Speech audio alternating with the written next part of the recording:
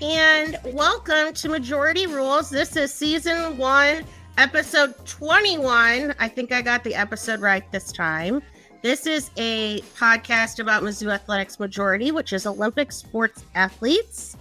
I believe this is just the second time since we've started in our very long podcasting career together that all of us are here.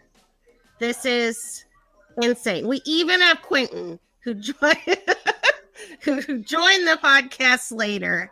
So this is really awesome. So I'm your host, Karen Steger. I am the softball, gymnastics, and co-swim beat writer and Olympic sports manager at rockmnation.com. When we go around, please say what sport you cover. And today's question is your favorite Mizzou sport to watch that is different from one you cover. I'll just say mine really quick. It's men's basketball. I have been a basketball fan since childhood. That's the first season tickets I ever bought. So that's mine. So let's go. I don't even know who to go to next. Let's go to Abigail. Hi, I'm Abigail Laptaskis, and I'm the cross-country and track and field beat reporter. So excited to be back with all of our awesome reporters and see everyone's faces. My favorite Olympic sport beyond running is absolutely softball. And my favorite overall sport is there's nothing like a sold-out game at Pro Field. Great. Let's go to Rory. Hi, guys. I'm Rory Whetstone. I kind of cover a variety of Olympic sports. We started the season with golf, then we moved on to swim and dive. And I'll tackle some baseball with Matthew, but also talk about a little bit of tennis. So really all over the place. But my favorite Olympic sport that's not one of those 20 that I just listed has to be gymnastics. I love to watch gymnastics. And then just sport in general. My favorite one since freshman year has been basketball. I'm one of the biggest Dennis Gates fans ever. I love him so much. So I would have to basketball. I love that. Quentin, you're next. Yeah, hi everyone. I'm Quentin Corkywell. I cover football, men's basketball, a little bit of women's basketball, and I also help out with softball for Missouri Tigers on SI, the Sports Illustrated site from Mizzou. My favorite sport at Mizzou that I do not cover has to be volleyball. Volleyball is totally awesome, and I love watching it, and it helps, at least me, when Mizzou is good, which they were not. My freshman year, they were really bad, and these past couple of years have been really fun. Don Sullivan was a Grand Slam hire, and I've really enjoyed seeing the program's ascent onto a national stage, and the Sweet 16 run that they made this season was a ton of fun to watch. I love that. And then to the roommates, whoever wants to go first. I guess I will start. My name is Dylan Heinrich. I am the current soccer and women's basketball beat writer for Rock M Nation. I used to do softball for the manager, might be pinch hitting every once in a while for Karen whenever, things overlap. But for the most part, those are my two. I don't want to pick softball because it's still near and dear to my heart, but I'm going to go with men's basketball as well. Big basketball junkie forever, and just there's nothing quite like Mizzou Arena to me. It feels just like home. Yeah. And I'm Matthew Gustafson, the volleyball wrestling beat writer, and I'll be teaming up with Rory for baseball coverage this spring. My favorite Olympic sport to watch at Mizzou, outside of the ones I cover, has got to be softball. There's just nothing like sitting in the bleachers on a perfect day, watching a ball game. Really good sport right at Mizzou, just a fun sport in general. I've been watching softball for a long time, and fond memories of the Chicago Bandits back in the day in the professional leagues. And, I have to throw this in there. You know where softball was invented? Chicago. Where? Chicago. It was invented in Chicago. But my favorite overall is probably football. I've always been a huge college football fan. I don't know what I thought you were going to say. I think I'm surprised by football for some reason. But I don't know what I thought you were going to say instead. Interesting. Well, thank you guys. So let's get started with so many updates. We will start with women's basketball. So the Tigers are still winless in SEC play. They lost at both Oklahoma and Auburn. How about some takeaways from these past couple of games, you guys? Yeah, I mean, the case with women's basketball, it's not pretty. It hasn't been pretty all year, especially now that we've hit SEC play and that competition is at a different level. And Coach Pease touched on this before, but it's really just like, it's never really one thing. One game is rebounding, one game it's your turnovers, just can't quite get everything to align to finally pull off that win. Especially the way they've been framing it, especially these past couple weeks, is they haven't been able to put together a good 40 minutes. They were hanging around with Oklahoma for a bit, but they were able to go on that big run in the third quarter to create that separation. Same kind of thing with Auburn. Just haven't been able to just fully put together a full game as a team in these last couple ones. It's been really tough sledding. Just there's not a whole lot to say. The team's been shooting okay, but doesn't really feel like they're optimizing their usages, especially for players like Abby Schreck, which can score 20 points in a hurry. You haven't seen that from her recently. Grace Slaughter hasn't really had an explosive game in a while, same for Ashton Judd. So it feels like there's players who are still maintaining their averages. They're still doing okay when you look at that stat sheet, but it's never really one particular game that you can stat out and say, okay, this was this player's game or this player's game. It's just kind of all been happening, is what I would say.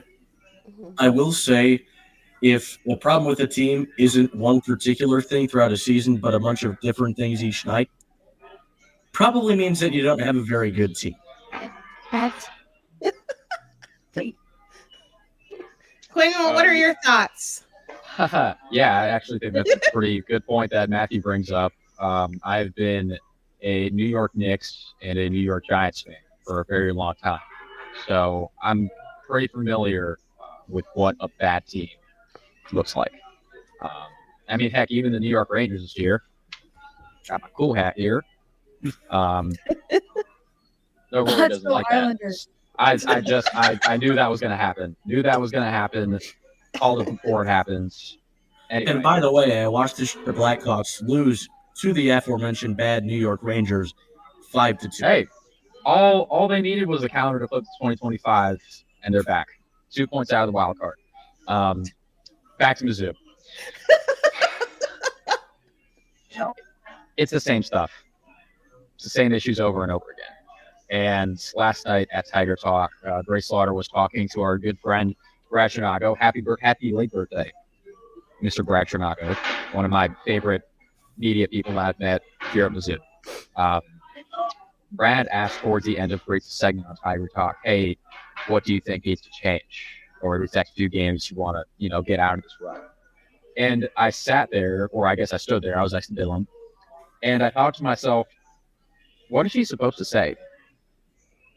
Like, there aren't really many things that she could say where an outsider could be like, yeah. And she actually did. She pulled it off. She said, as Dylan mentioned, Mizzou just needs to put 4 quarters together. There are quarters where they look pretty good. And then it's just 1 or 2 where they get the doors blown off of them. Against Oklahoma, one of the quarters looked good. Yeah, I mean, the second quarter was. I think that, yeah. Yeah, because the third quarter, I mean, Dylan mentioned that big run. Peyton Verhulst, 18 points in the first 5 minutes of the third quarter en route to a 38 ball. And there were some shots where you just kind of got to swallow it and be like, yeah, that was a good shot. There's not a whole lot Mizzou could have done about it. But there were others where, like, she's running right behind a Tiger. There are others where she finds herself wide open because there was a miscommunication on a pick and roll coverage. And that stuff at some point has got to come back to coaching. It's not like these players aren't talented. A lot of them were heralded high school recruits, and yet they keep making the same mistakes over and over. And yes, some of that does have to do with players. I don't want to go full like Rick Pitino and just blame the players for everything, because that's not healthy. Thank you. And I think that's wrong. And I think it's a combination of both. But I'll say the coach, because it's been the same stuff for a really long time. And once you acquire a certain sample size, you can come to a pretty strong conclusion about really anything.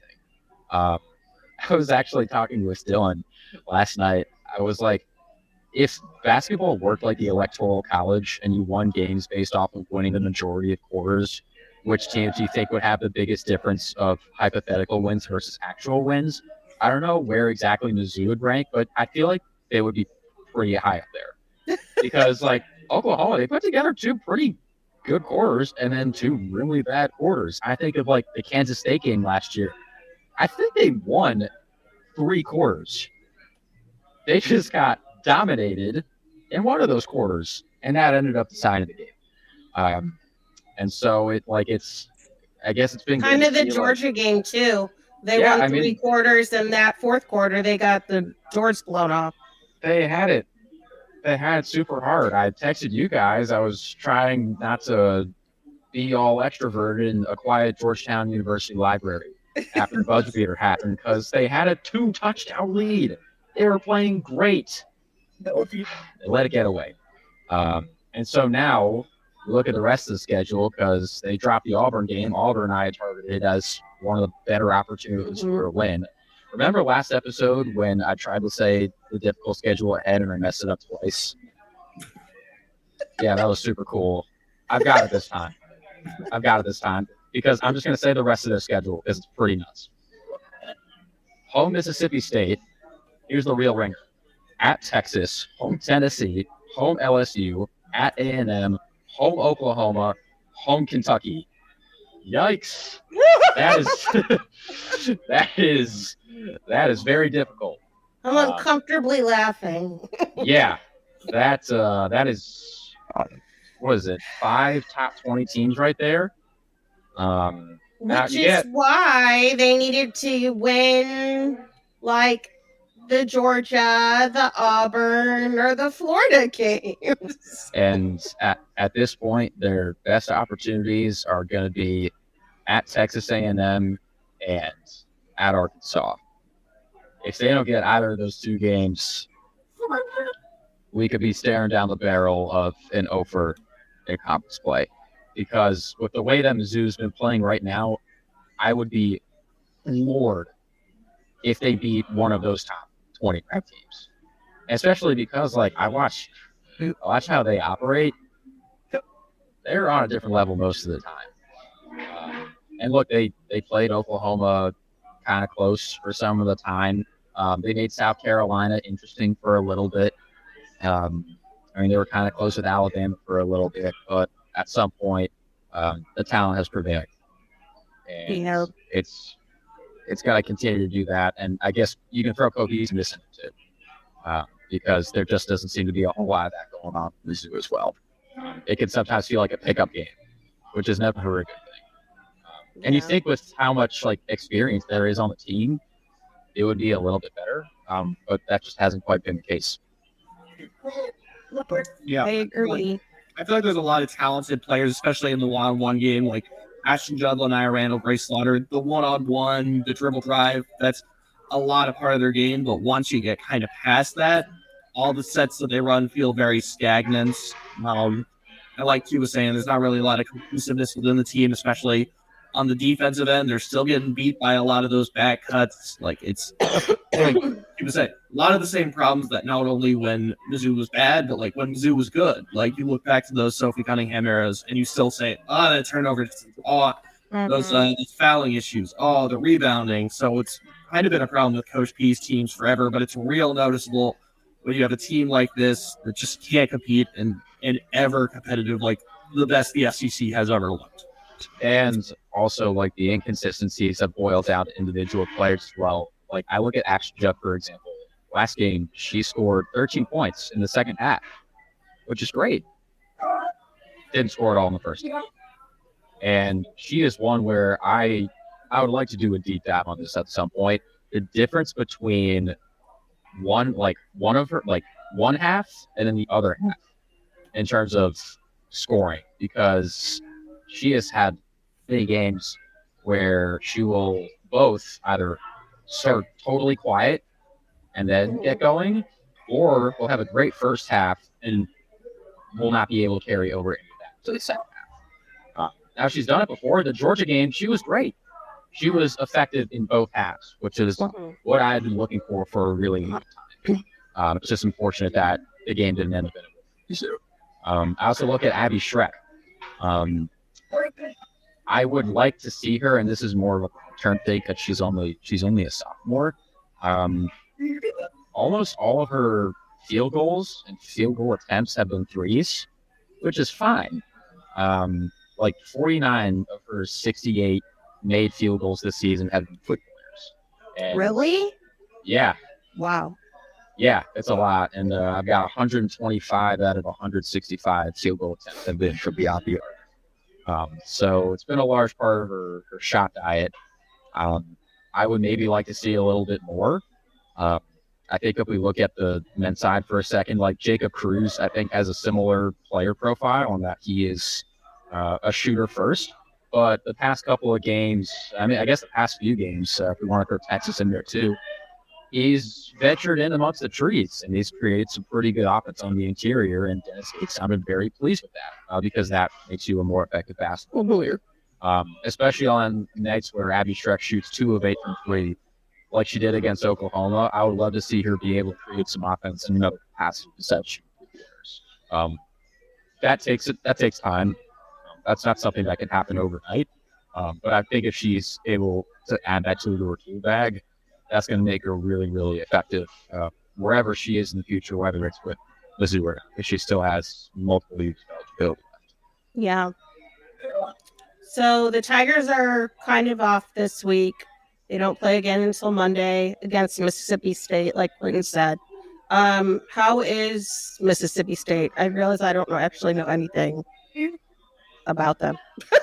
This Mississippi State team is fine. They've had their moments. They got a big win against a Oklahoma team that really kind of shocked the world. But other than that, like, you get blown out against teams like Kentucky, South Carolina, beat Georgia, lose to Tennessee, lose to Ole Miss. So they're very much in the bottom half of the SEC, but a team that will probably be in bubble conversations all year. I'd say they're very similar to what Vanderbilt team last year. No real one player is going to stick out. They have a couple really good players. Drakelia Jordan and Nia Russell are both of their kind of leading scorers. They're both your kind of guard wing combos. Going to do a lot of their damage on the inside and the mid-range, can shoot the 3 if they need to. So it's really just going to be a grinded out game against a good offensive team that has some defensive strengths. So think about your games against teams like your Ole Misses, teams like Auburn. Slow, going to grind it out. Not really Mizzou's bread and butter, but a team that isn't really going to blow you out of the building, that doesn't have the offensive talent quite to do that. So Mizzou should be able to hang around in this matchup. It all comes down to making shots and playing tough defense and getting your playmakers and your shot makers the ability to get open and into space. Yeah, Mississippi State definitely isn't what it was in the mid to late 2010s when they were consistently amongst the class of women's college basketball and making Final Fours national championship games. But they're still pretty good. They actually beat Oklahoma earlier this month. But their resume kind of resembles Ole Miss men's basketball from last year. They destroyed pretty much everybody in their non-conference schedule, which granted is pretty weak. Their only loss in the non-con was by 3 to Georgia Tech, who I believe is a top 20 team right now. And then in conference play, they got a pretty big win over Oklahoma, but got dominated by South Carolina, and then ran into Georgia A-Moore and Deja Lawrence against Kentucky, who both had pretty incredible games. And then their past couple of games, they lost by a pretty healthy margin at Tennessee. And then they lost the Egg Bowl. I don't know if they still do that in college basketball, actually. I don't know if that's a football exclusive thing, but they just lost to Ole Miss. So they've lost 4 of their last 6 games, as Dylan said, in the bubble conversation. But they've got another game before they play Mizzou. They actually play Auburn in about an hour. Oh, okay. So I'll be curious to see the result of that game. But yeah, as Dylan said, they have a lot of capable scorers. Jacayla Jordon was the first person that I saw. I'm curious to see how Mizzou contains Medina Oko. I think I'm saying that right. And then one of my favorite names I think I've ever seen, actually a pair of awesome names on this team. We have Denim DeShields, who is related to Diamond DeShields. Oh, Yeah. Nice. I gotta say, Diamond and Denim, those are pretty sweet names. Yeah. And then we have, where did she go? Oh, Juanira Montague. That last name ring a bell for anybody. Anybody into theater? Anybody into Shakespeare? That's what I was going to say. It sounds like Romeo and Juliet. Yeah, so Montagues. I'll have to scan the premises for any Capulets. Hopefully no. A niche shout out, Quentin. Hopefully no interfamily conflicts. Okay. Hopefully no interfamily conflicts at Mizzou Arena on Monday. That would be really bad. But yes, I did pay attention in high school English. I don't think we had to reenact Romeo and Juliet, but we definitely read and watched it. I definitely read it in high school. So yeah, I saw Montague and I was like, wait a second, I've seen that name somewhere. So yeah, I was like, where is he going with this? Definitely two candidates for first team all name in the entirety of women's college basketball. I like it. And I would like to add just briefly, Mizzou already faced another candidate in Diamond Hunter on Southern earlier this season. Oh, that's a good name too. That'd be awesome if she liked Minecraft. I would like that. That would be really fun. Or archaeology. That was her major. So to wrap up women's basketball, Dylan, you wrote a piece recently that actually got a decent amount of comments on it. Yeah. Some weird, some normal. So tell us about that real quick. Yeah, so it's easy to come on here. It's easy to dog on this team. I mean, 0-6 in SEC play, haven't made the tournament so many years. Obviously, Coach Pinston is a very controversial figure in just the way that she's handled teams in the past, and the success hasn't been there recently. So I decided, you know what? Let's look on the positive side. And it basically just boiled down to this team is still similar to Coach P's teams in the past. The players still have a cohesive identity, even if sometimes in game it doesn't fully show itself. They still are really good at getting to the three ball. They still play fast, and they play their best when they're able to play fast, although defenses have been able to shut them down in the past. Grace Slaughter is still showing a lot of improvement, putting a lot of pressure on your sophomore player to be kind of the vocal spokesperson of this program, to be the best player. I think Grace Slaughter has handled it in stride, and I have full expectations that if she stays at Mizzou, she will be a franchise player and will still get to that upper echelon that we've seen in the past for players like your Haley Franks, maybe a Sophie Cunningham. We'll see. But again, this will be kind of a nice step in her journey. And just in that same vein, the youth movement, I mean, like Quentin mentioned, Abby Schreck, still a sophomore. Hannah Linthicum, second year in the rotation as only a sophomore. Ashton Judd will be back for another year, presumably. Avery Krauke's only a redshirt sophomore. They're only losing less than 30 points to graduation, so this team is young, gaining experience. And even if they still just come in as depth pieces later on for this team, hopefully next year, this is a team that knows SEC ball, that's had the experience. And so you could blame some of the struggles on the youth, and I think that's something that will definitely serve this team well, especially now that they're all juniors and seniors in the years to come. I like that. And then another thing that we have, since everybody knows it should be coming, is we are working on a coaching search piece. I kind of envisioned it kind of the same way that the men's hoops writers did before the Tigers ended up hiring Dennis Gates, where they were kind of put into tiers of candidates. So like one's like, you have to check in with these people and make them say no. They probably are going to say no. Then like a middle tier of like, this is a feasible candidate. And then a lower tier of these would still be somebody good for them to talk to, but really like you're only going to them if you can't get somebody in that middle tier. So Dylan, I have to ask, like, what tier is Sophie Cunningham on?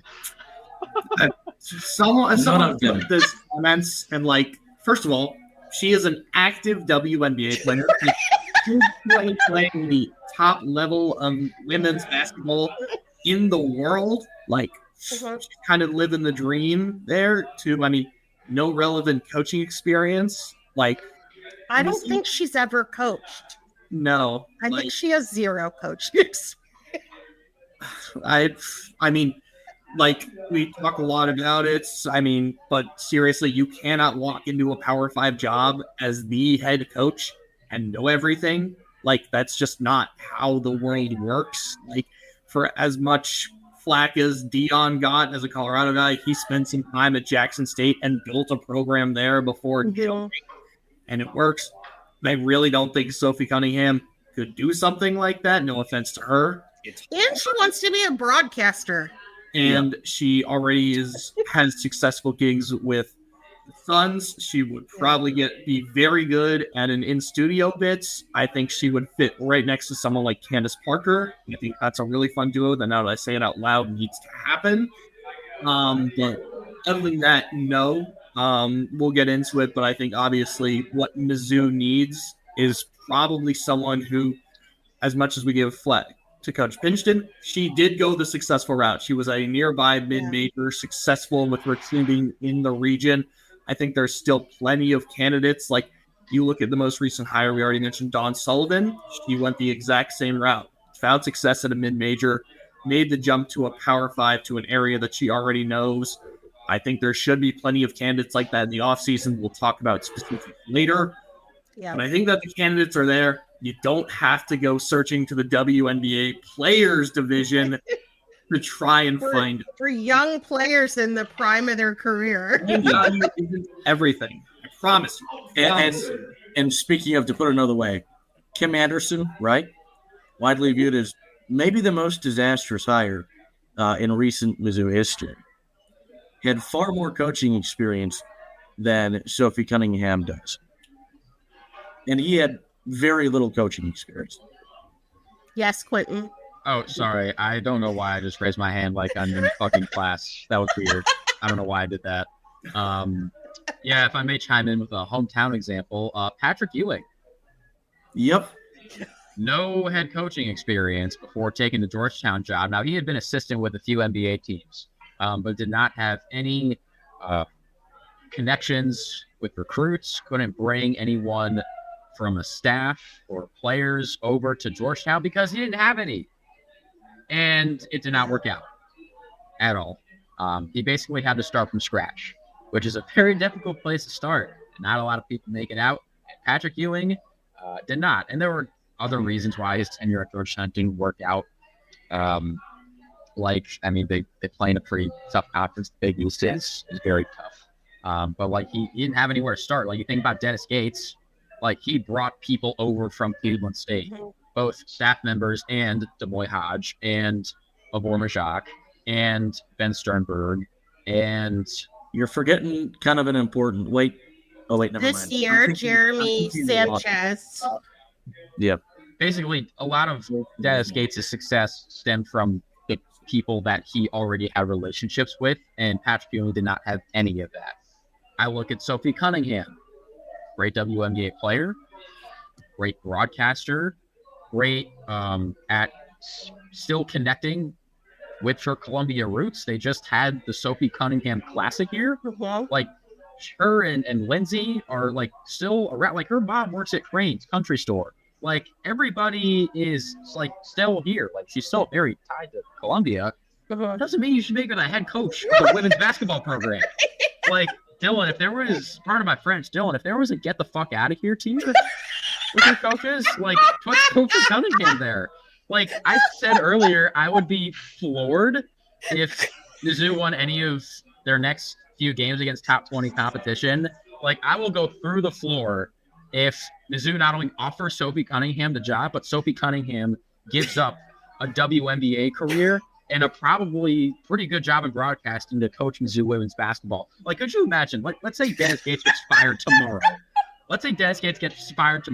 And they're like, hey, Jordan Clarkson, we know you're in the middle of an NBA career right now, but do you want to come back and coach Mizzou men's basketball? That'd be kind of weird, right?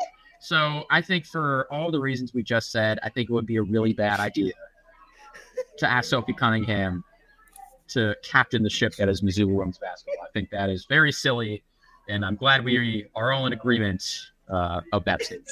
It's very silly. Thank you, Quentin. Before we move on, We're going to get our first expletive warning on our podcast. Would not have Loving expected a trailblazer. Quentin to be the one to drop that word.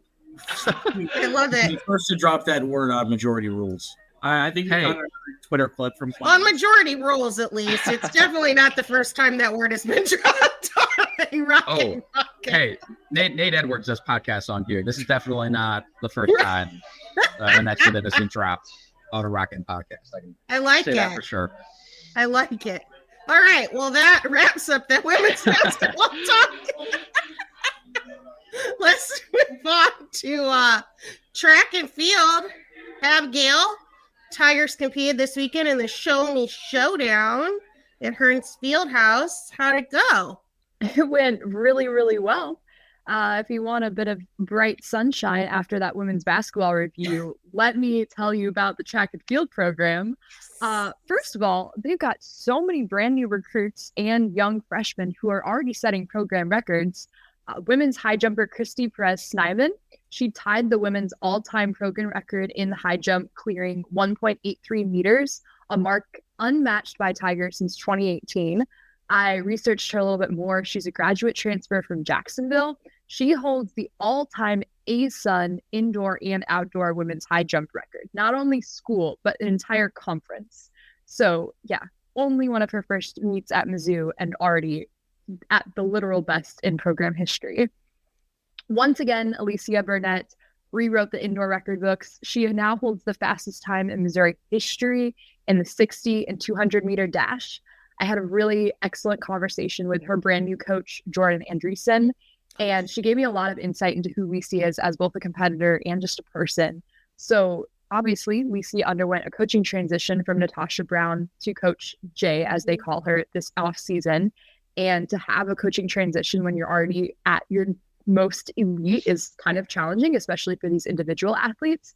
But she was so complimentary of her poise, her just disposition as a person. She said that Lisi, to welcome a new coaching style has been a blessing, and she just wants her to understand that their job is to make her successful. Like that margin of error and excellence when you're competing against the best and the best in a 60-meter dash that takes but a breath is so fine.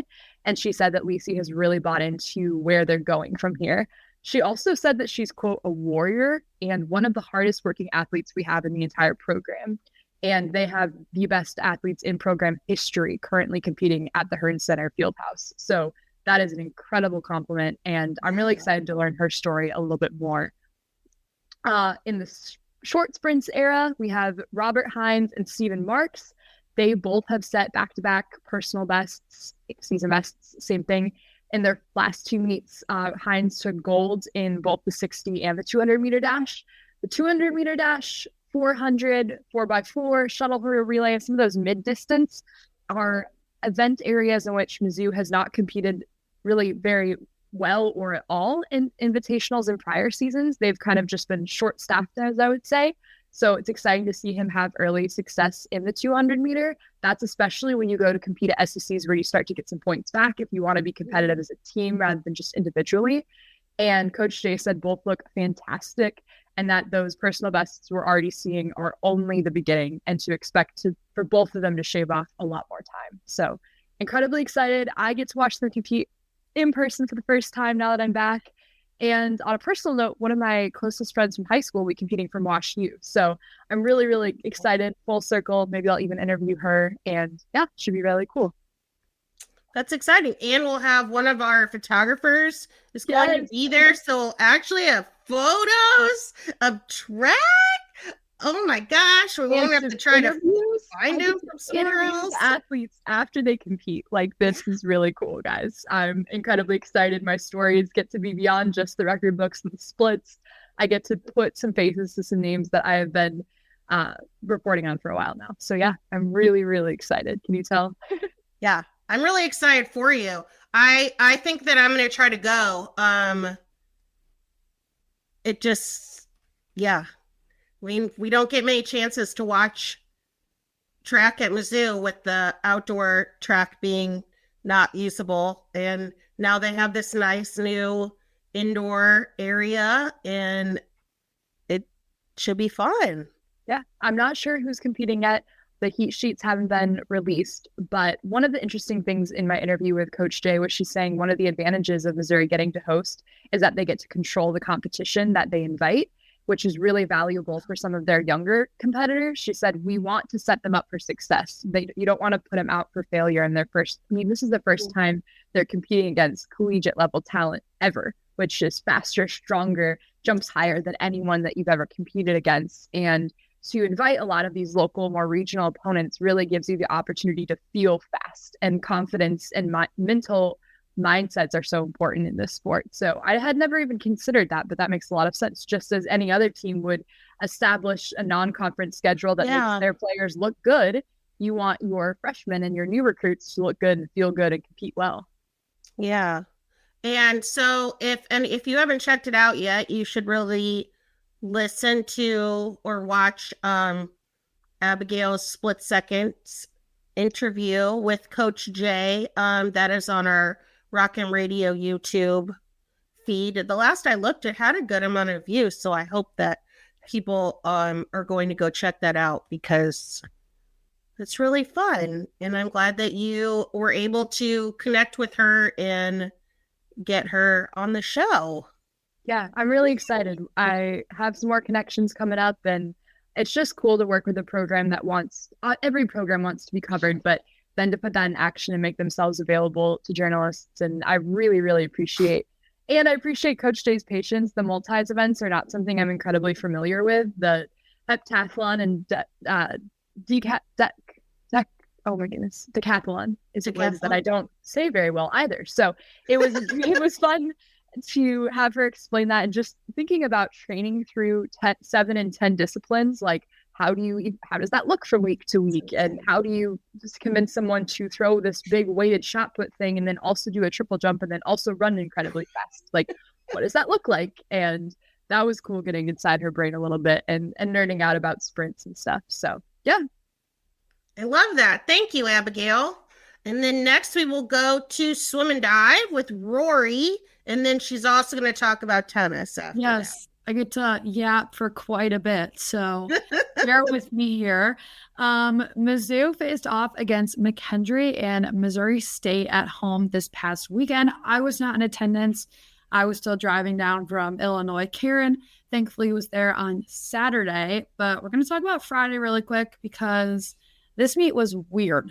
What's weird? It's just odd. They started 2 whole new events. One was the 50 skins race, which they did in all 4 different styles. So there were, in this 50 race, there were 6 swimmers, 2 per team. Oh my God, my phone is going off. I'm so sorry. Okay. 6 swimmers, 2 per team. And then the field would narrow through 3 rounds. So 2 would get docked off. And then the final 2 would race head to head. And then each race was 4 minutes apart. It was competed in all 4 strokes. Just nothing I had heard of before. And then they incorporated a bit of basketball. They had a knockout round going, 800 freestyle knockout. So that I do understand. Yes, that would make sense. I've done knockout races in practice when I was swimming. Yeah. That makes sense to me. I don't even understand, like, why is it called skins? That's what I was thinking. Like, I'm like, what I was thinking too when I saw that was like, so is it like a men's only event? Because when I think of that, I think of like shirts versus skins when you're playing like basketball. That's what I thought of. Isn't skins a golf thing? I have no idea. I think skins is like a form of golf competition. Yeah. So skins is I believe, a type of golf competition. I worked at LA Nickel and Lake of the Woods for a summer, so I heard that word a lot. Okay. And I think it means competition. I haven't actually played skins myself in golf, but I believe it is golf. Yes. Also, Rory, when you said they incorporated basketball into it, You were thinking they were playing like, basketball? I literally thought there was like a basketball. No, like they had to, as they were diving off the diving board, they had to like shoot a When I said basketball. that, I was like, I should have phrased that completely differently. And swimmers are notoriously not coordinated enough to do that. No, I think you phrased it perfectly well. Like, I loved the suspense that built up. Thank you. That was really just knock you all down. Yeah, so the 800 freestyle knockout, just the basketball term, no basketball included, also started with 6 swimmers, and then one would get eliminated 150 yards through the race, and 300 yards through the race, and 450 yards through the race, and 600 yards. So then the last 2 swimmers had to race that final 200. So just kind of odd to throw into this this event. And then the rest of Friday had 150-yard events, which you don't see regularly. So just kind of an odd little lineup they had going. But, it also that I included in the preview was McKendree and Missouri State. This was the perfect time for Mizzou to grab those wins. The women won against Arkansas at the very beginning of the season, which was quite a bit ago. They have remained consistent. They've been really close, and other competitions just haven't been able to pull away with a win. But this was the perfect time, which they did. And I'm trying to, where did it go? The men and women held a 1-0 all-time record against McKendree, and the Tiger men were 37-1 all-time against Missouri State, while the women were a perfect 21-0 against Missouri State. So very positive heading into the meet, and that is what they did. It was scored weirdly, so instead of it being all the competition against each other, it was Mizzou versus McKendree, and then a whole different score for Mizzou versus Missouri State, which normally it's just 1, 2, 3 versus separated. The Missouri women, it breaks my brain, right? Like, I don't understand why. There was really no reason, but I'll take the 2 wins, I guess. So the women swept the podium in both backstrokes, both flies, the 100 free, the 200 IM, and the 1 and 3 meter diving events. And then the relays took the top 2 spots in each. That's all that counts in a relay, is those top 2 finishes. They won 14 out of the 16 races, which was what I expected. If you want to go look back at that preview, just from past experiences, and I went back and compared all the times, there was a big time advantage that the Tigers had. I think it was the confidence booster they needed heading into the SECs, just to mark another win off of their schedule. The men also had a ton of success, but their one true sweep on the podium was actually in diving, which another great thing for them. And they won a total of 12 out of 16 races. So just domination across the board from them there. Some top performances we can focus on. Peyton Drexler in the 500 free had a season best and was fast enough to place second. There were no best times in the 200 back, but instead of just sweeping the podium, they went 1 through 4, which was just huge. It's impressive. I know that it's okay, these teams aren't as competitive as some of the other foes that they face this weekend, but still to be able to do that is huge. It's not easy to do whatsoever. And then Zars Allen had a 100 breaststroke first place in season best time of 1:62 seconds. Grant Pachensky for the men fully went undefeated at home in the 100 back, which is crazy. Which I guess he'll end his season that way. Because they don't have another dual meet or anything like that. So it's kind of odd. It's not what they've done in the past. I was looking at their previous schedules last couple of years. They normally have another meet or 2 before the SECs. They don't this year. I couldn't tell you exactly why. I'm working on trying to get you guys an answer to the why. But yeah, back to the men. Freshman Luke Niebrecht was a double winner. He won the 50 and the 100. He's had a ton of success in the 50. He doesn't always win that event just because of Missouri's got a couple other really fast swimmers in that event, like Grant Pachensky, but he's just shown success all season, has consistently improved, so that'll be good looking into next year. Collier Dyer had a new season best in the 1 meter. I feel like every week that's a name they have to go look at to see how much he's improved by. And Tommaso Zanella's score went up by 16 in that event. And then in the 3 meter, Deacon Colbert raised his score 22 points. Like, again, I know at this point I probably sound redundant, but the swim and dive team every week is putting up a better score, which is just, I feel like, not something you see all that often. Yes, they've grown over the season, but like right now they're in the heat of one of their hardest training cycles because it is January, and they've still been able to improve every single meet. And then so they've got a break for a bit. They won't swim until the SEC championships, which is in late February. Earlier this season, they kind of had Grievers called was a mini SECs. They didn't do too hot. Like, personally, they did really well at just improving those personal bests, those season bests, those times. But Missouri as a team didn't finish all that great. But diving will head out to Colorado Springs to compete in the Air Force Diving Invitational at the end of the month. So I'm trying to get a sit down with Grievers, hopefully, just to kind of poke his brain about a couple things he swim. So I'm working on figuring all that out, but hopefully we should kind of have some answers on what's going on with the team, what they can improve on moving forward, what to fix between them, their mini SECs and the championships coming up, but just huge things with this swim team. Thank you. Oh, one other thing. When I was looking at the results for women's diving, Olivia Liddell improved her in the 3 meter springboard. She improved her score by 62 points. Oh, wow. That is It's a big deal.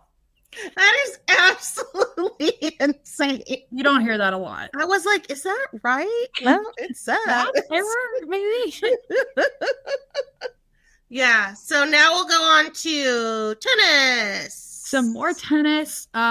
They are kicking off their spring season.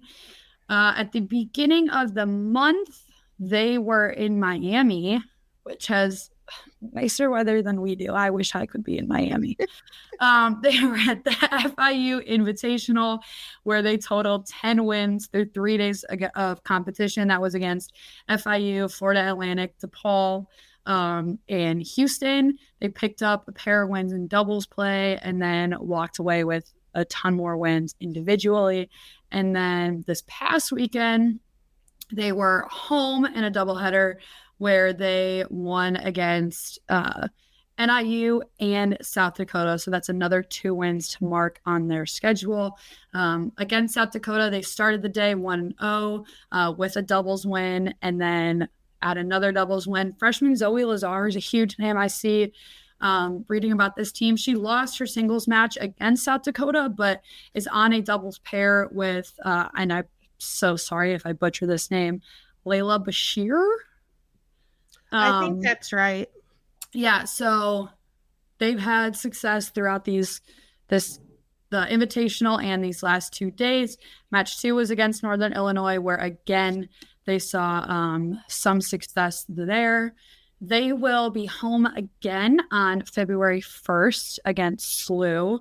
So that's one to look forward to, when I'll try to get out to, because they will be at home, which is nice. Is that at the Country Club in Missouri? I think that's where they have their... I don't know. I think they're actually back at the end of the matches were, I think. I think they might be back on campus. I wonder if I go. Did they fix the tennis facility? I think so. I saw a tweet from Phil Forleza, who usually is Mizzou Volleyball's PA announcer, and I was saying for tennis, and from the looks of it, he appeared to be at the Mizzou indoor tennis facility. It looks like it. Inside, is it? Hold on here.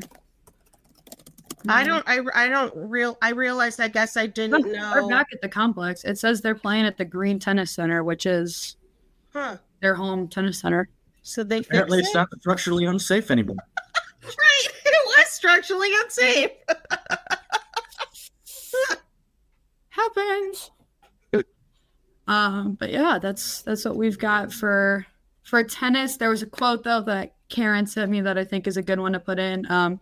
With their head coach Bianca Tirati saying, "It's great starting the season, winning 2 matches. It gives us confidence, and we brought good energy throughout the day. We are aware that our tennis wasn't perfect, but we know what we need to work on to get better moving forward. Overall, a nice start to the season."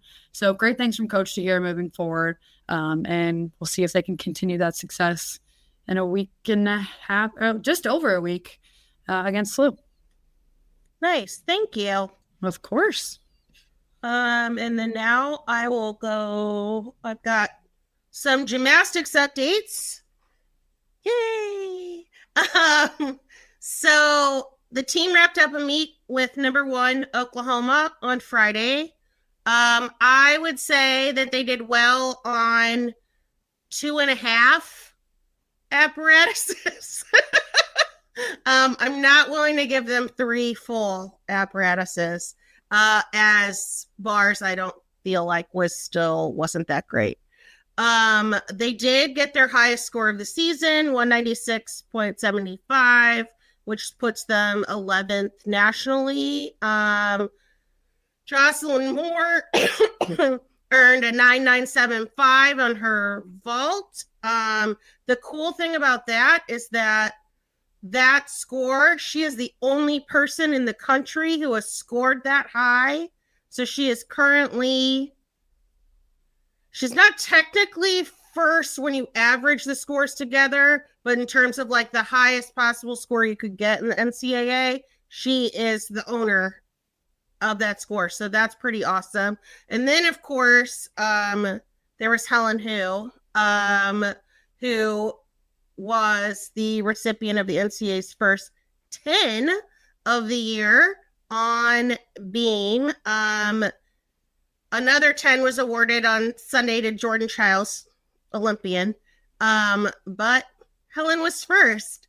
And it actually was kind of interesting because the gym turnout was going insane. Like, never when someone gets a 10 is everyone in like agreement, like everybody was like, this was perfection, no one deserves it more. Like, people have been clamoring for her to get a 10 for like 5 years now. So this was just a really long time in the making. And then when you think about how she took a whole year off from the sport and gets a 10 in her third meet back on the road at Oklahoma, when Oklahoma isn't getting any 10s currently anyway. That'll probably come. It's just really cool. So she, of course, is another one that is now, if you look at the highest scores on the apparatus in the country, she is at the top. So that's 2 Mizzou people on top out of 4 events. So that is really awesome. Of course, for her work, she was awarded SEC Specialist of the Week honors, and that night she was featured as number 5 on SportsCenter's top 10. I'm glad, like, I thought that they'd just stick her 10 because she got a 10, but I'm glad that they thought like she deserves better than to be number 10. So yeah, she was number 5. So that was pretty awesome. I thought I don't know what made me think of this, but I was like, I'm going to do a SWOT analysis. So strengths, weaknesses, opportunities for improvement, and threats. So in terms of the Oklahoma meet, beam and vault, which have failed Mizzou in the first 2 meets, were their strongest rotations. There were no falls on beam, and a number of people got season highs on vault. Thanks, Abigail. In terms of weaknesses in this meet, floor was not good, but I refuse to consider that to actually be a weakness of Mizzou because it's just not. It just happened to be really weird. And if you want to know how weird it was, go read my very long recap. It was interesting. And it won't happen again. So I'm not going to say that's weakness. Opportunities for improvement, landings. There were not very many sticks on vault or bars, or really on beam even. Handstands, which I know I've talked about before on here, you need to be within 10 degrees of verticality. They were looking a little short again. So that's something else that they'll need to focus on. Threats,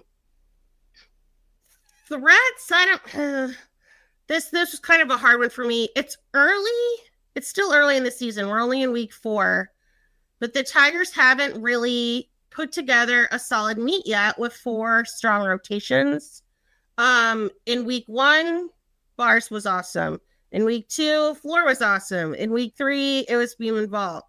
They're going to have to start hitting that 197 sweet spot score soon if they want to be considered in the top of the teams in the country. So like I was listening to the All Things Gymnastics podcast, and they were constantly reminding us that the best teams, like, which I fully believe Mizzou is one of the best teams, are all scoring in the 197s now. So Mizzou needs to get there. And the other reason why it needs to get there is because now that Mizzou has added now that the SEC has added another team in Oklahoma, the conference meet, one SEC team will get left out. Instead of doing a 2-day meet like they originally planned, they went back on it and changed it. So one SEC team will not make the SEC meet at all. And you do not want to be that team. And also, that is absolutely insane considering all those teams are in the top 20. And that means that a team that could very well move on and like go to regionals and advance is not going to be competing in the conference meet, which is actually insane. So that's why I feel like I have that as a threat, because that is like something they really do need to get on top of. So coming up after 2 away meets, the Tigers are returning home to take on number 6 Kentucky on Sunday at 5. The meet's called the Retro Cat Classic. I'm not entirely sure why. Maybe they'll give some information about that later. So as for their opponent, the Wildcats have only participated in 2 meets thus far, and they have gotten a 197. They scored a 197.3 over Alabama last weekend. They are currently 2nd on vault, a score they got in their first meet, 6th on floor, which is tied with Mizzou, 10th on beam, and bars. Mizzou's 9th on bars and 17th on beam. Their score differentials are pretty minimal right now. So we're talking about tenths of a point. So that's basically like the equivalent of like 1 balance check on an apparatus. Riding wise, I have my preview for Kentucky. I actually got it done early. It is coming out tomorrow morning. And then I am going to be meeting with Hannah Horton and Jackie Turpak, the choreographer / assistant coach at Mizzou, next week at some time, because I want to write a story about Hannah's Michael Jackson themed routine and how that came about. So I'm pretty excited about that. I did want to share this real quick. Where is it? I think it's just this. Is it? Oh, here. This is like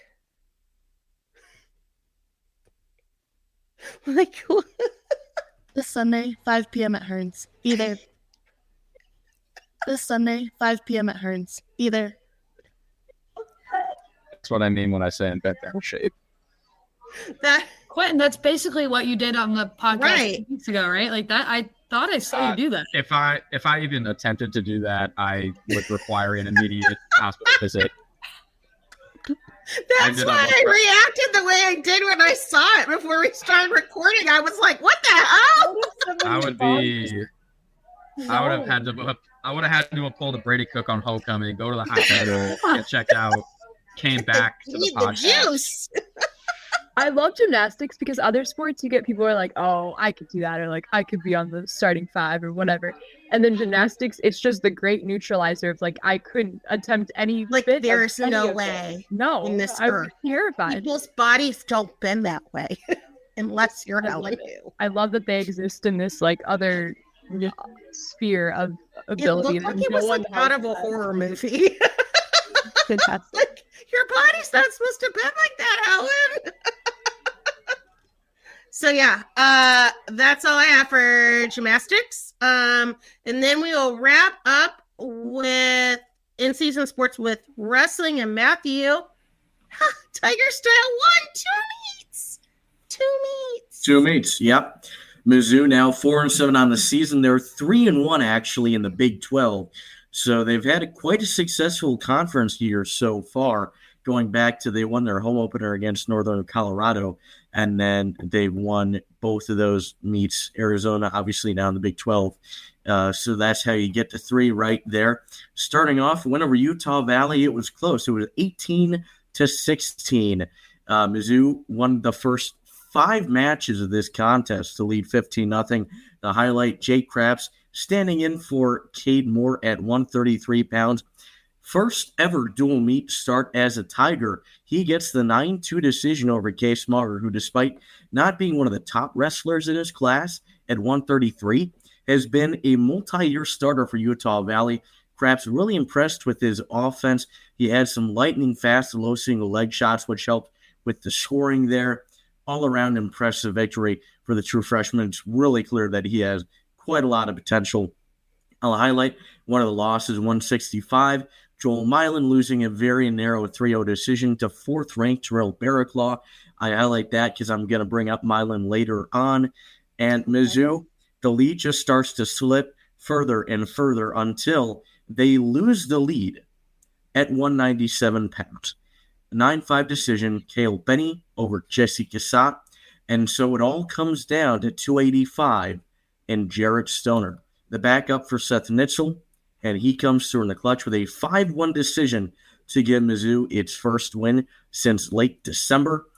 Forbes getting in deep on an ankle pick in the second period, but Stoner winning the scramble and scoring the takedown, the only one of the match, and getting that 5-1 victory. Also impressive on top, riding for nearly a minute and 45 seconds before Forbes escaped. By that point, too late for a comeback attempt. Heading into the Arizona State meet, what I would say is easily their best meet of the season. Yeah. They get a 21-15 win over the Sun Devils. Starting off, Gage Walker, narrow a loss to the defending national champion Richard Fick. Walker, true freshman, wasn't expected to start this year, like I've said, and he's looked really impressive against some of the top wrestlers in the country. Hasn't necessarily taken down one of those top-ranked guys quite yet. Not that you would expect a true freshman to do so, but the fact that he's able to keep it that close really shows you how much potential he has going forward. And then Cade Moore, I've talked about it before, the struggles throughout the season, gets his first dual meet victory. Not only does he get his first dual meet victory of the year, he gets it in a 13-3 major decision, and he gets it over a ranked wrestler in 23rd ranked Julian Klebo of Arizona State. Had a big move in, I believe, that second period. Gets a takedown, in the third period. Escapes, goes for a high single leg shot, brings Klebo to the mat, gets a takedown and a 4-point near fall. He nearly got a pin with that as well. Rides out, or gets enough riding time for the 13-3 major decision. 141, Josh Edmond, another bright spot. 17-8 major decision over unranked Daniel Miranda. We've talked about Edmond kind of struggles to build up points as a wrestler. Sometimes you'll see him go really defensive towards the end of matches to try to maintain a lead. Not what he did here. He went for those team bonus points, and he was successful in that. So we'll see if that can be a turning point for Edmond, who a lot of it may just be kind of that mentality as a wrestler, getting that changed. And then one final really big victory here. Two more. Cam Steed getting a ranked win over Nico Ruiz, 18-17. Steed finally back on the mat for the Tigers after a couple of injuries strung next to each other. He gets the win via injury default, but that is kind of sneaky, doesn't really show how it was going. He had an 11-0 lead about halfway through the first period. So he was heading towards, at the very least, tech fall. If not eventually getting a pin, he got 2 separate 4-point near falls after that takedown, which was almost right off of the buzzer. So that 1 extra point that he may have gotten for the injury default really wouldn't have affected the outcome of that duel. Really, the 6 points are reflective of how good Steed was wrestling in that contest. And then Joel Milan, he stepped up. He started his career at 133 pounds. Last night, he wrestled at 174 pounds. Holy crap. He's been just bumping up weight class after weight class after weight class. I think it was funny. I saw somebody there, I'm sure the Milan family, was wearing a Milan sweatshirt, but it had 149 pounds on the back of it, which tells you just how much he's bumped up even this year. He was 149 last year. I think he's usually a 157-pounder is what he's supposed to be, but he bumped up all the way to 174, and he gets an 11-1 major decision over Giovanni Maggiore, a true freshman. So not facing the highest quality of opponent, wasn't facing Arizona State starter, but nevertheless, bumping up that far and getting an 11-1 major decision when your team is really counting on you to get that victory is incredibly impressive. He's had a lot of assignments thrown at him, some very tough wrestlers, and this time he's able to get that win and some really impressive riding, some strong mat returns for him as well. Overall, a very impressive victory. Mizzou gets it done, and they've got some momentum all of a sudden heading into a ranked matchup against West Virginia. Mizzou currently ranked 23rd. Arizona State, I'll add, was receiving votes, unofficially the 27th ranked team in the nation, and West Virginia is 20th in the nation. So this one, uphill for Mizzou, but you get Cam Steed back, you get Seth Nissel back, both of them in that dual meet. You're still missing Colton Ox, but we'll see if he's able to make his return on Sunday. That would be really big for Mizzou. Mm-hmm. So now you're starting to get some guys healthy, right? Gage Walker is to the point where you would really consider him to be a starter. And then Zeke Seltzer seems to have taken over at 149 for Logan Joffrey. So they are not missing anywhere near as many starters or starter-level wrestlers as they were as recently as a couple of weeks ago. Yeah, and Keegan will be back soon, right? February? Yep. I think that they've said he's out for the month of January. They didn't specify anything past that, so it's possible that he can miss parts of February, although I think really they have a meet maybe on February 1st and 2nd. They face Oklahoma and Oklahoma State, and then I don't think they have a meet until the 20th or 21st when they're back home for their season finale against Iowa State. So a little bit unclear as to whether he'll be back for that Oklahoma trip or not, but I would be very surprised if at the very least he wasn't back for the Iowa State tour. So you were there in person for those. So I know that, like they've lost a whole bunch, but those were also on the road. So what do you the mindset of the team seem to be? I think that they were certainly more offensive-minded than they've been in the past. Like I said, Josh Edmond, right? Usually, despite being a better wrestler than some guys, he's not necessarily going to rack up points. That against Arizona State, 17 points, I'd have to imagine. I would have to go back and check. Maybe the most he's scored in a match this season, definitely up there among the matches that he's done this season. Cam Steed, he's back. He's one of the few guys who's really been an offensive machine for the Tigers throughout the year. It's just a matter of having him on the mat. He's had so many injury issues. He's been phenomenal when he's been healthy. And he's the kind of guy who can really start to shoot up the rankings once he is healthy, because people will see he is an All-American quality talent. It's just a matter of if he's healthy and if he can kind of build up that momentum and consistency heading into NCAAs to eventually get to that podium. But again, he's a young wrestler. He's a sophomore. So I do believe that Steed will be an All-American at least once, if not twice, or even 3 times by the time that he ends his college career. Nice. And then the last thing I saw, it came out today, some new coaches poll rankings there. So it looks like 7 different Tigers are in the coaches poll. I can't see the graphic on my screen. It's too tiny. Yeah, so looking at Keegan O'Toole, obviously remaining number 1. Colton Hawks ranked 8th at 184. Again, he's out right now with an injury, so we'll see when he returns. But 8th, 1 through 8 are All-Americans if you finish in the top 8 at the NCAA championships. So this has him projected as an All-American, which I think is notable. Just to put that in context, Josh Edmond ranked 13th right now at 141. Cam Steed, 15th. I think that's a fair placement for him right now. Jay Conway, interestingly enough, so I've been wondering about this. It's James Conway is his full name, but he goes by Jay, not Jay, just the letter J. Interesting. Which is something I've never heard of before. But Jay or James Conway ranked 28th at 157.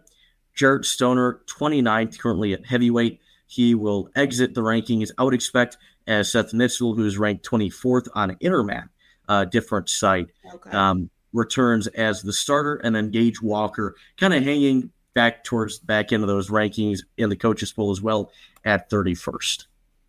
Okay. Cool. Thank you, Matthew. I love when the wrestling updates are nicer because they've got some wins there. It's a much more positive experience when it's not talking about how injured everybody is and how they're getting their butts whooped. So thank you very much. And then we will wrap up the show. I have a couple of softball updates. So rankings still coming out. Abby Hay was listed as number 13 in D1 softball's first base power rankings after her very successful freshman season in Columbia. CC Harrison, a week or two after being listed as like the number 87 overall player in D1 softball's listings. She is now was listed as the number 28 pitcher in their pitcher power rankings. So that was awesome. Previously, the team as a whole was recognized as preseason number 15 by Softball America. But it also came out this week. They were number 15 by ESPN/USA Softball. So yay. Of course, D1 Softball noted Mizzou softball haters. I say that semi-jokingly, only gives them as far as receiving votes. I only say that semi-jokingly because it seems like they have a hard time giving props to Mizzou ever, and they always ranked them lower on their list than any of the other outlets. So D1 softball is Mizzou haters. I think they also picked, I think a majority of their writers picked Washington to win the regional last year, which was a little odd. I mean, look, Mizzou was like one loss away from being eliminated like 4 times. So I can't say they were totally off track. Right. But yeah, no, it was, it's weird. I don't get it. I mean, Mizzou is probably going to be good. Again, they have a very tough schedule. But usually preseason rankings are based off of solely the team and not who you might play. And usually when teams, especially in softball, return a healthy amount of players from the season prior, they get a bump, which it was what made last year weird because they returned a lot of the players that ended up getting a number 7 national seed. That one I can understand a little bit more because Mizzou barely made the tournament in 2023. But now this year, even though they lose both middle infielders, Jenna Laird and Maddie Gallagher, plus, words down. Whoa, can't do that on the pod. Sorry. They lose Alex Honnold in center field and Iron Woman Laura Cranes. And yet, Mizzou still gets a number 15 ranking. Yeah, I mentioned that on another podcast that I love to see the love for them, but it is kind of confusing to me because they lost so much.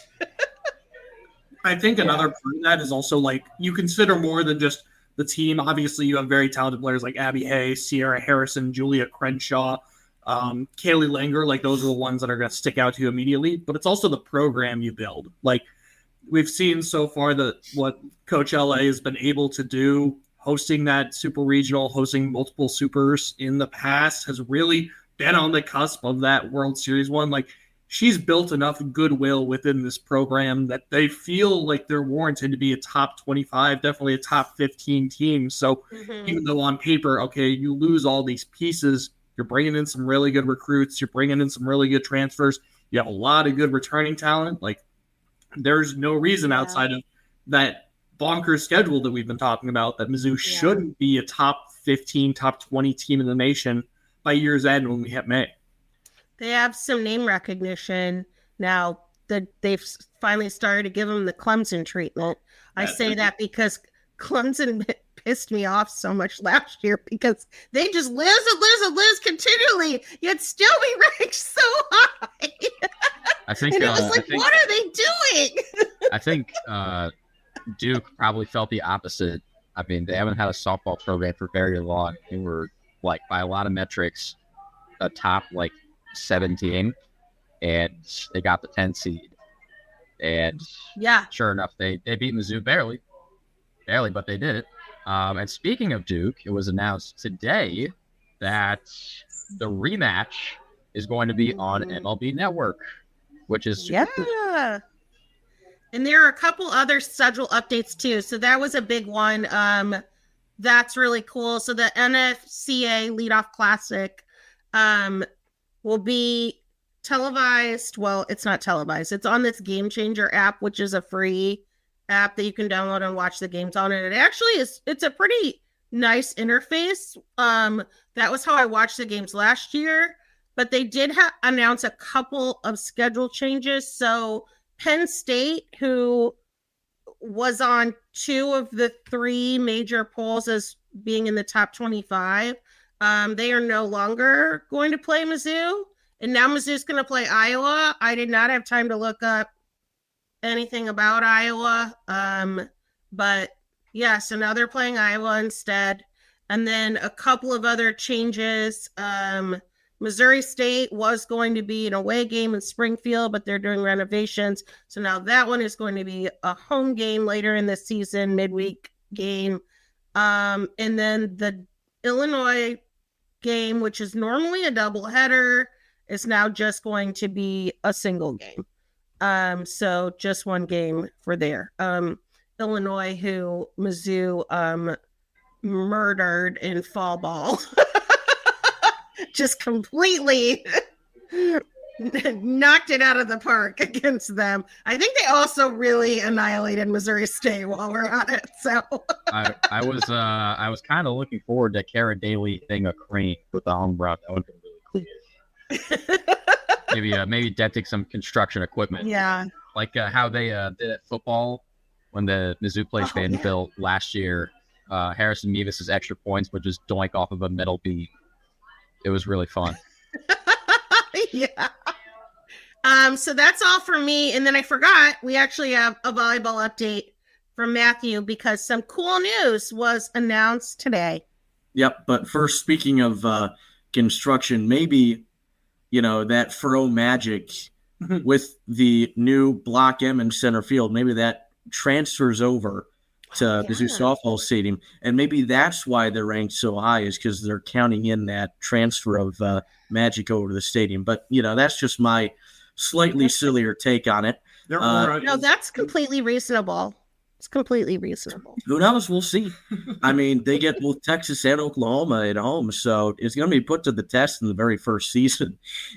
You just got fined by the Big 12. But anyways, so with the departure of assistant coach Arla Wilson to Central Michigan, she got hired as the head coach there by the Chippewas.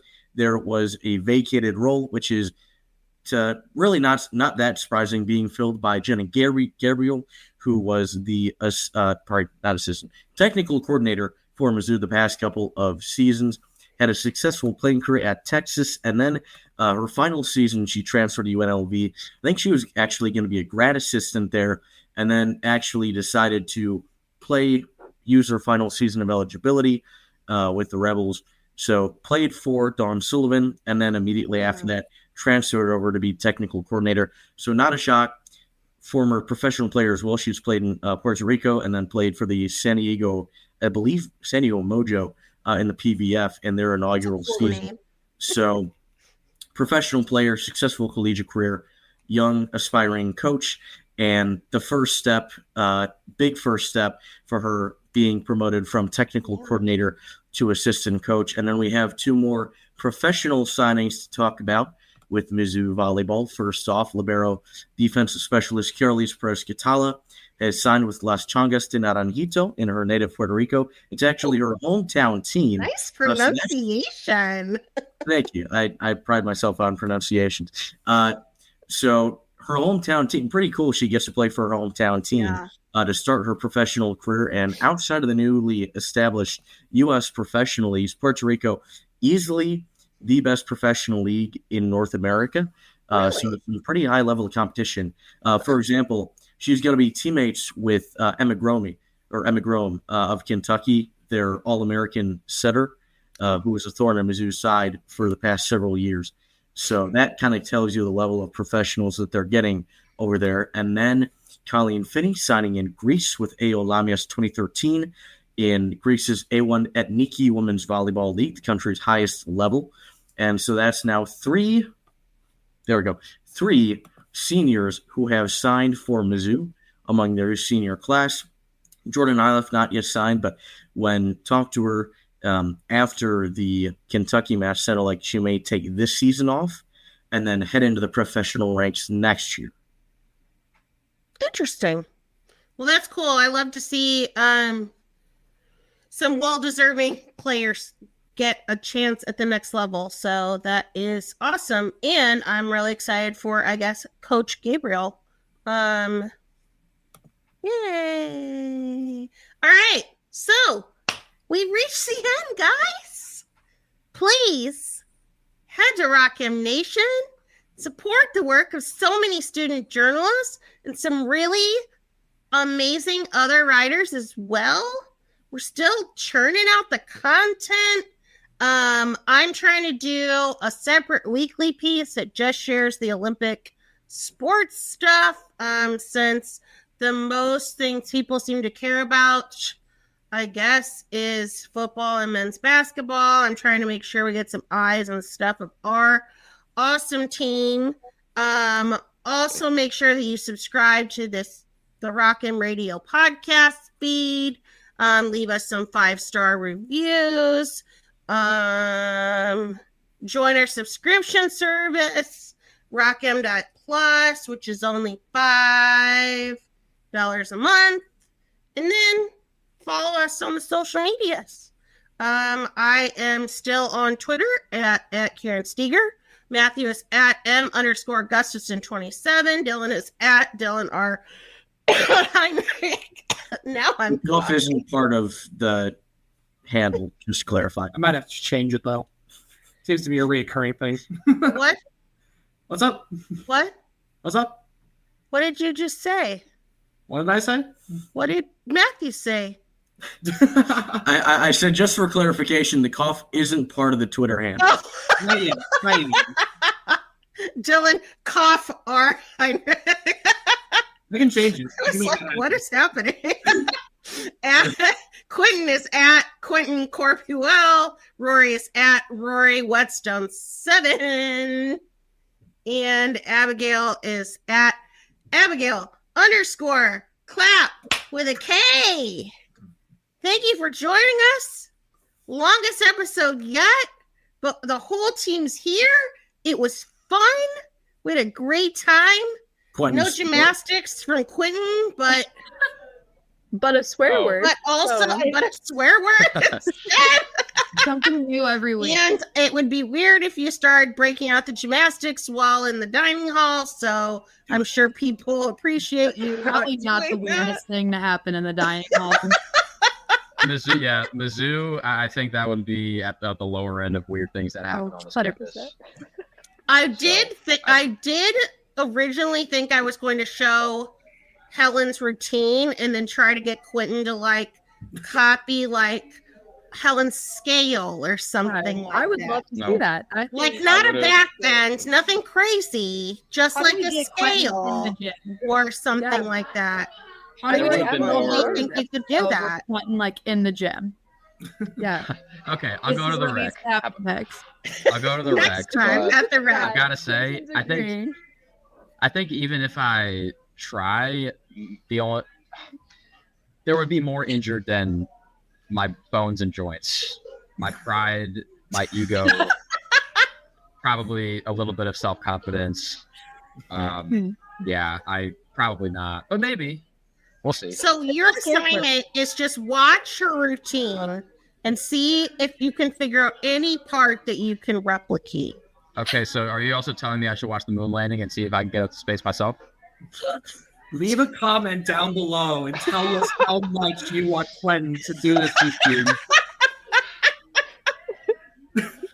And if you're willing to contribute for his hospital bill after it. Yeah, actually, I'll probably find more for Can we that. start a GoFundMe? Yes. My hospital bill that does not exist yet. Just planning ahead. Sending hospital We'll take it bill. out of the Rock M pool. Hey, I've already. Recommendation. I'm disappointed. This is not the ambition of the journalist that I'm used to out of you. Right? Hey, I've already been to Commitment the. the craft. I've already been to the MU hospital once, and it's a great facility. I just don't feel like going back. I'm not saying you need to like do what she did in that video. I'm just saying like she's got to have some sort of skill that you can mirror. Well, I appreciate your belief in me. I will stretch for about 30 minutes before I attempt, Okay. and then we'll see what happens. So, Okay. if you see me pulling up to any in-person Rock M event with a crutch, a boot, or a limp, don't be surprised. And blame Karen. You know, anything No. for the podcast. I'll be a good teammate and blame myself because everything Okay. comes back to me at the end of the day, and I'm responsible for my actions. Oh, Look at that responsibility. no, that Hey, it's one of the 4 great core values here at the University of Missouri. on that note, thanks for joining us, everybody. We'll see you next time. MIC. Yo. Bye. Thank you, everyone, for tuning in to Rock M Radio, a proud partner of Fans First Sports Network. Rock M Radio is the official podcast network of Rock M Plus, a new and exciting subscription service provided by me and the other voices of Rock M Radio. Please take a few moments to head over to rockm.plus and sign up for an account today. The cost is only $5 a month, and the benefits include access to our live podcast, a subscriber-only message board, weekly newsletters, and more. If you enjoyed this episode of Rock M Radio and would like to see more just like it beamed directly into your personal device, make sure to click the subscribe button below and tell your friends. Our podcast feed is available through the Apple Podcast app for iPhone, Google Podcast app for Android, whatever app you listen to your podcast. You can also find Rock M Radio on Spotify. If you're looking for a podcast about your favorite team that is not the Missouri Tigers, Fan First Sports Network is your answer. A full podcast network loaded with the team-specific podcasts covering Major League Baseball, the NFL, NHL, NBA, MLS, and more. And we'll be back with more episodes of Rock M Radio coming to you soon.